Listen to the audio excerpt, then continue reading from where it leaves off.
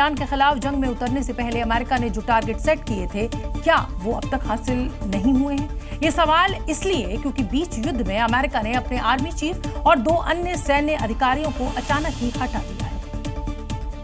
Donald Trump ने एक ही रात में बड़ा फैसला लेते हुए army chief general Randy George को पद से हटाकर रिटायर होने का आदेश दे दिया। उनकी जगह जनरल क्रिस्टोफर लानेव को कार्यवाहक आर्मी चीफ बनाया गया है। इतना ही नहीं, 2 और आर्मी जनरल को पद से हटा दिया गया है। अब सवाल है कि युद्ध के बीच ट्रंप ने इतना बड़ा फैसला क्यों लिया और इस फैसले के पीछे कौन मास्टरमाइंड है? दरअसल ईरान के साथ चल रही जंग के बीच ट्रंप अपनी पूरी सुरक्षा टीमों को बदलकर नए और भरोसेमंद लोगों को कमान सौंपना चाहते हैं, क्योंकि इस युद्ध में ईरान अमेरिका को कड़ी टक्कर दे रहा है। इसलिए ट्रंप के रक्षा मंत्री पीट हेग्सेथ बिल्कुल नए सिरे से अपनी तैयारी करना चाहते हैं, क्योंकि उन्हें लगता है कि ट्रंप के मिशन को पूरा करने के लिए नए और भरोसेमंद लोगों की जरूरत है। ट्रंप से हामी मिलते ही हेग्सेथ ने सबसे पहले आर्मी चीफ रैंडी जॉर्ज की छुट्टी कर दी, फिर 2 और आर्मी जनरल को पद से हटा दिया।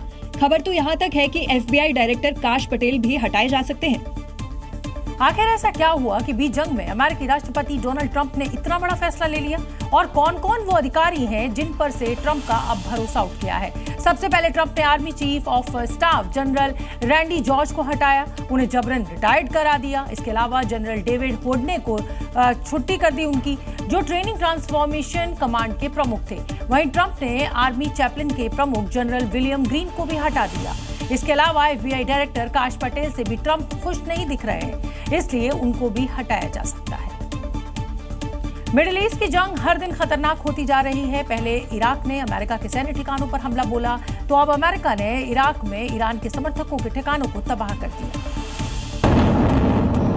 ये तस्वीरें इराक के अनबार प्रांत इलाके की है, जहां अमेरिकी वायुसेना की जेट भयंकर तबाही मचा रहा है। पॉपुलर मोबिलाइजेशन फोर्सेस के ठिकानों पर एक के बाद एक विनाशकारी हमले किए गए। ईरान समर्थित मिलिशिया पोजीशंस में जमकर बम दागे गए, जिससे पहले धमाका हुआ और फिर धुएं के गुबार उठने लगे। ये धुआं इतना भयंकर था कि दूर दूर तक इसकी लपटें दिखाई दे रही थी। अभी तक हमलों में नुकसान और हताहतों की संख्या में कोई आधिकारिक पुष्टि नहीं की गई है, लेकिन इन हमलों से पूरे इलाके में डर का माहौल बना हुआ है और ये स्ट्राइक्स इराक और अमेरिका के बढ़ते तनाव का नया और खतरनाक अध्याय साबित हो सकता है। समुद्र में भारत की ताकत पहले से और अधिक मजबूत हो गई है। भारत का नया सिकंदर INS तारागिरी अब समुद्र की लहरों पर सवार हो गया है। INS तारागिरी को ऐसे समय में नौसेना में शामिल किया गया है जब मिडिल ईस्ट में जंग छिड़ी हुई। ये INS तारागिरी है, यानी समंदर में भारत की वो ताकत जो दुश्मन को समंदर के अंदर ही नहीं बल्कि आसमान में भी ढेर करने का मादा रखती है। ये इंडियन नेवी का वो प्रहरी है जो समंदर की लहरों पर सवार होकर दुश्मनों का काल साबित होगा। तारागिरी समुद्री सीमाओं पर दुश्मन की हर हिमाकत का जवाब देने में सक्षम है। ये समंदर में नेवी की फौलादी ताकत है।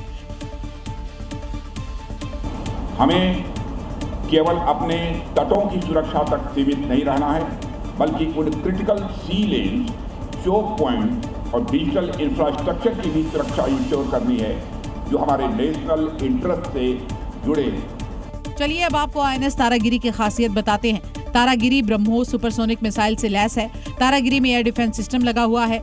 वहीं ये medium range surface to air missile से भी लैस है। साथ ही एंटी सबमरीन रॉकेट और टॉर्पीडो भी है।